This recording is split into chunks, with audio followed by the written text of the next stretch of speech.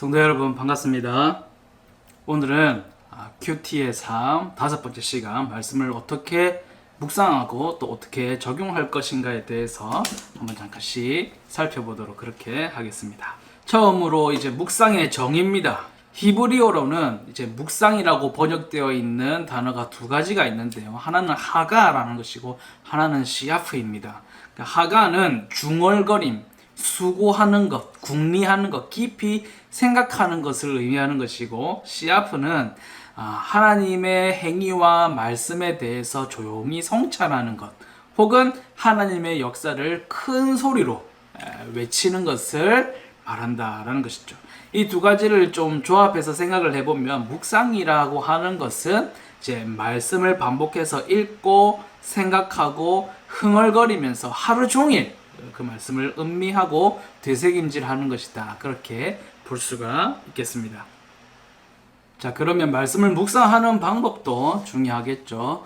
앞에서 살펴본 내용들과 좀 중복되는 내용도 있을 수 있지만 묵상하는 방법이 어떻게 되느냐 살펴보도록 하겠습니다. 먼저 말씀 묵상을 분별하는 것입니다. 말씀 묵상이 아닌 것을 이제 분별해내는 것이죠. 본문과 연관하여서 내 인생, 학업, 직업, 수많은 문제들을 깊이 파고들어서 생각하는 것은 진정한 의미에서 말씀 묵상이라고 할 수 없다는 것입니다.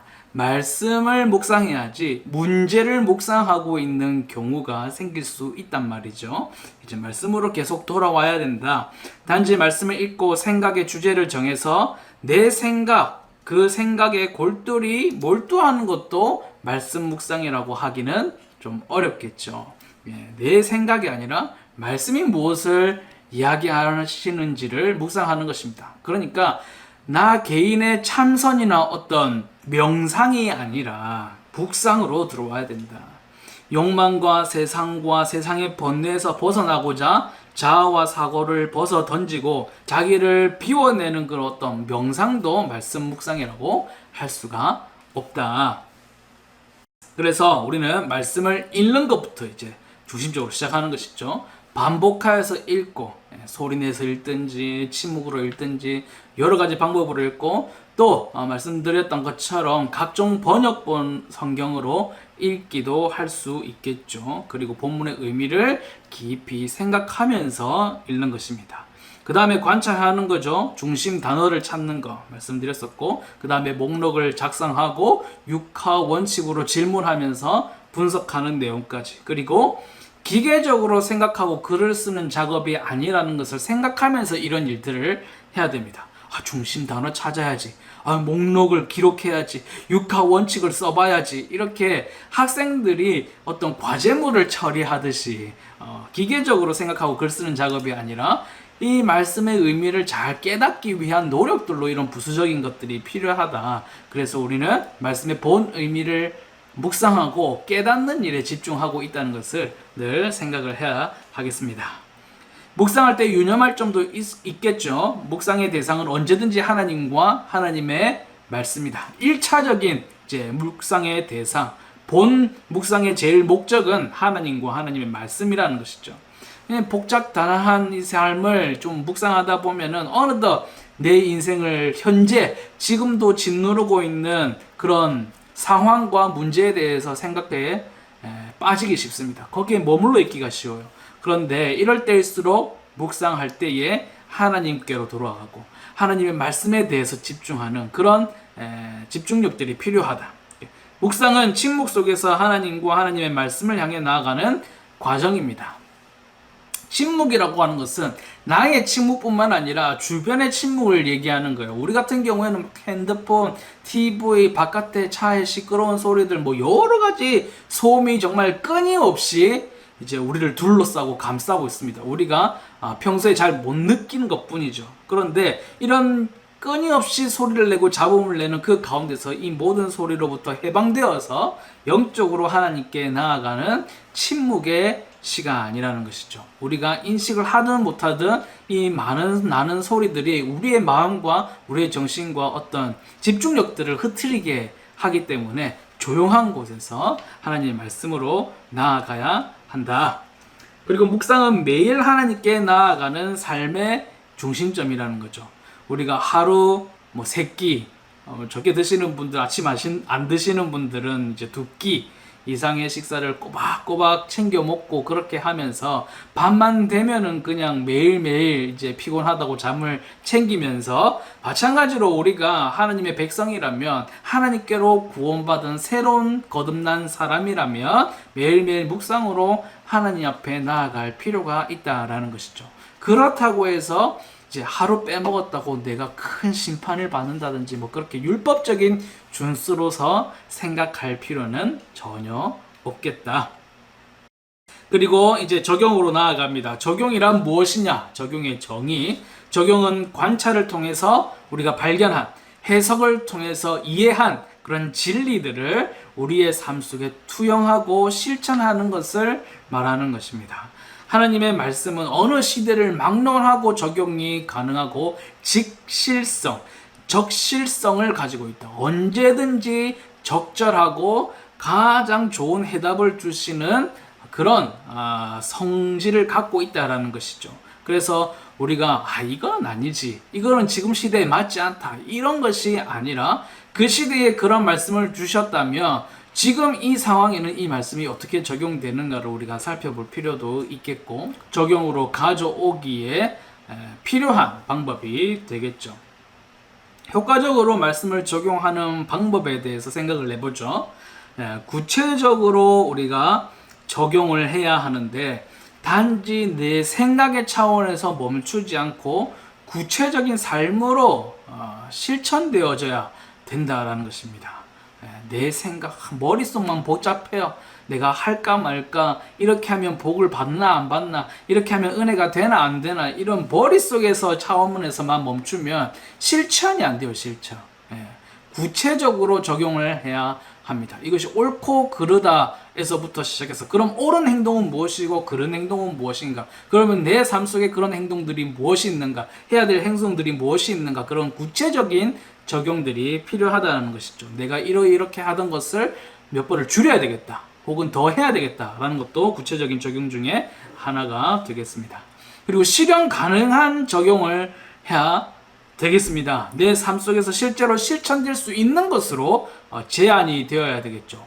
내가 절대로 이룰 수 없는 그런 일들을 하나님 은혜 주시면 되겠지, 이렇게 해서 막 하다 보면 가끔씩 실패를 겪을 수 있단 말이죠. 가끔이 아니라 자주 그럴 수 있나요? 어쨌든 목표를 설정할 때에는 실현 가능한 것을 해야 한다. 가능하지 않는 것을 너무 올려서 하다 보면은 실패하는 경우가 많다라는 것이죠.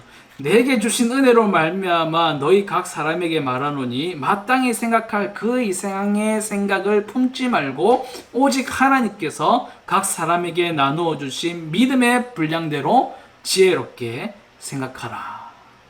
이것은 더 교만한 생각, 나에게 주신 직분보다 훨씬 더 많은 것을 차지하고 더 높은 것을 차지하고 더 높은 것에 올라가려는 교만한 마음들, 착각한 마음들을 이야기하는 것인데, 어쩌면 이 적용에 있어서도 내가 이룰 수 없는 목표를 가지고 막 하나님께 서원하고요, 막 그렇게 하는 것은 믿음의 분량대로 지혜롭게 생각하지 못하는 것이다 라고 적용이 되겠습니다. 그리고 마지막으로 개인적으로 적용이 돼야 되겠죠. 큐티는 기본적으로 하나님과 나의 1대1 관계에서 말씀을 묵상하는 것입니다. 우리가 아무도 없는 곳, 조용한 곳, 혼자 있을 수 있는 곳으로 가는 이유가 바로 여기에 있는 것이죠. 그래서 이 말씀을 통해서 하나님께서 오늘 지금 나에게, 한 인간을 향해 주시는 말씀이 무엇인가를 경청하고 순종하고 내 삶에 적용하는 것이죠. 그리고 타인과 공동체를 향해서 주시는 말씀이 없지는 않습니다. 그것이 훨씬 더 많을 수도 있겠죠. 그러나 그 적용은 큐티 이후에, 나의 삶의 적용이 끝난 이후에나 가능한 거죠. 혹은 큐티를 마친 사람들이, 여러 사람이 모여서 함께 같은 말씀을 묵상했다면 이 일에 대해서 서로 받은 은혜들과 자기의 적용들을 나누면서 개인이 아닌 타인과 집단의 이야기가 될 수도 있겠지만, 그것은 개인의 큐티, 개인의 묵상, 개인의 적용이 끝난 뒤에나 하는 것이다 라는 것입니다. 5번째, 적용의 영역입니다.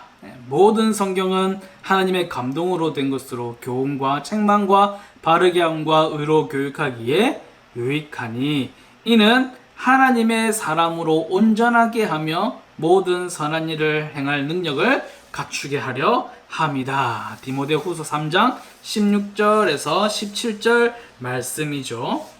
우리가 이미 잘 알고 있는 디모데후서의 말씀이었는데요. 여기에 보니까 교훈이 있다 또는 교리가 있다는 것이죠. 본문이 내게 주시는 구체적인 교훈, 교리, 명령이 있는지를 살피는 것입니다. 그리고 책망도 있다고 말씀을 하십니다. 하나님의 말씀이 나의 생각과 행동 속에서 무엇이 잘못되어 있는지를 밝혀 드러낸다라는 것이죠.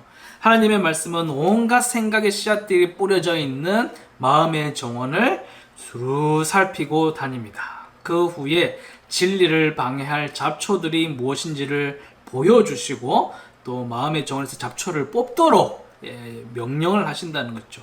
이것이 바로 말씀의 책망이다 라는 것입니다. 또 그 다음에는 바르게 한다라고 말씀을 하세요. 적용해서 가장 어려운 부분일 수 있죠. 말씀의 잣대에 나의 삶을 이렇게 재어 보아서 수정하는 것입니다. 많은 경우에 이 바르게 한다라는 것은 말씀이 지적하고 있는 잘못된 삶을 인정하고 고백하고 그 잘못에서 떠나는 것으로 해결이 되고는 하죠. 그리고 의로 교육하기에 유익하다 말씀을 하십니다. 하버드 대학교 총장이셨던 펠프스 박사님은 성경 교육이 없는 학문보다는 차라리 학문 없는 성경 교육을 택하겠다라고 말할 만큼 사람이 사람 되게 하는 것, 인간이 인간 되게 하는 것에 있어서 성경 교육이 굉장히 중요하다는 것입니다. 성경 말씀의 적용이 교육에 있어서 얼마나 중요한 건지를 얘기하신 것이죠. 이 밖에도 많은 분들이 지상에서 최고의 성품을 기르는 성품 교육으로서는 성경 교육이 최고다라고 꼽고 있습니다.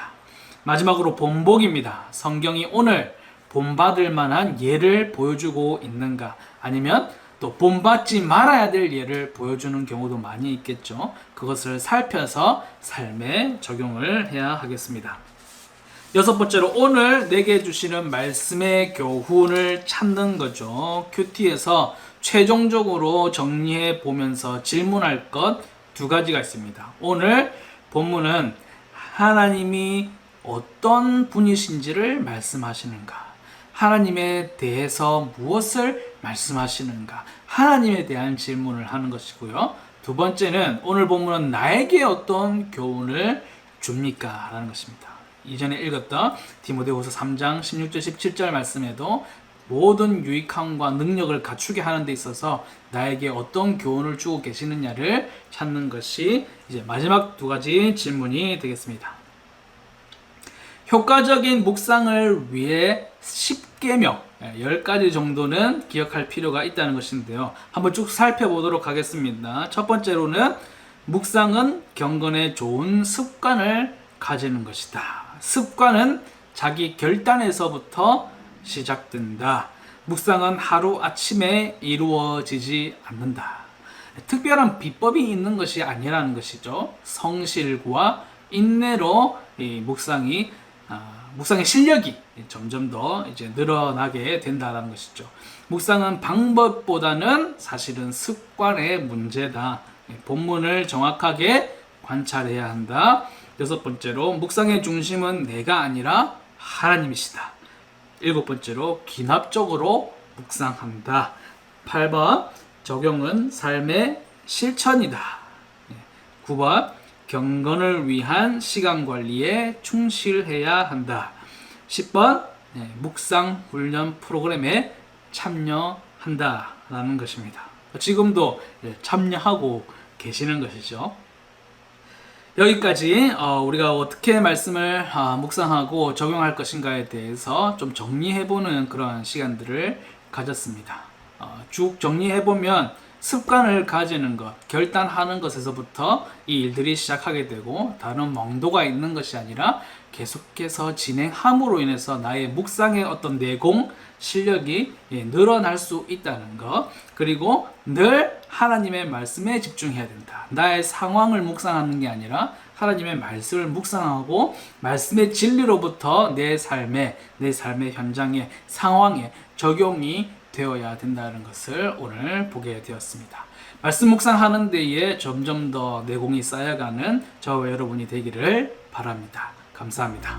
우리를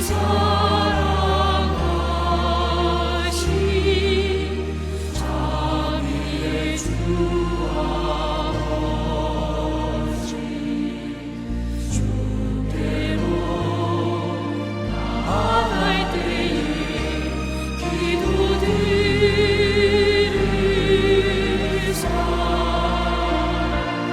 우리 죄악과 주님께 고백하니 우리 믿만이 여기소서 치료의 은혜 허락하소서.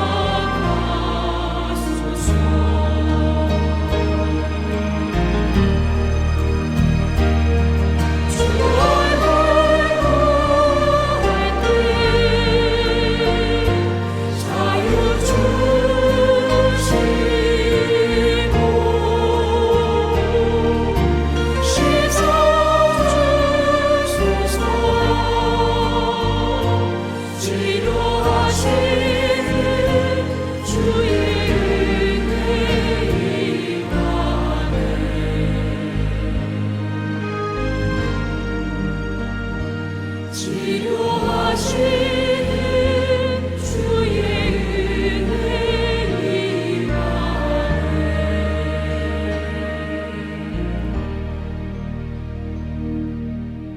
우리를 사랑하신 자비의 주 아버지, 주께로